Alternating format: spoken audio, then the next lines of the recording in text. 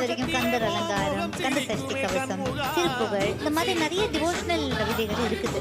இதெல்லாம் தெரியாதவங்க முருகனை எனக்கு போற்றி பாடணும், பேசணும், புகழணும் அந்த மாதிரி நினைச்சாங்கன்னா என்ன பண்ணுவாங்க?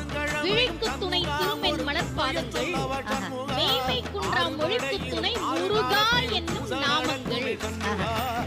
முருகான்றது ஒரு பேரு, ஒரு நாமம். அருணகிரியார் பாருங்க, முருகா என்னும் நாமம்னு சொல்லல, முருகா என்னும் நாமங்கள் இலக்கணப்படி இது தத்துவம். ரொம்ப அழகா அதுக்கு பெரியவர்கள் விளக்கம் சொன்னாங்க. எதுவுமே தெரியலன்னா நீ முருகான்னு சொல்ற. ஏன் தெரியுமா? அது ஒரு பேரு கிடையாது, அது பெயர்கள். மூ என்பது முகுந்தனாகிய பெருமாளை குறிக்கும், ரூ என்பது ருத்ரனாகிய சிவபெருமானை குறிக்கும், கா என்பது பிரம்மனை குறிக்கும்.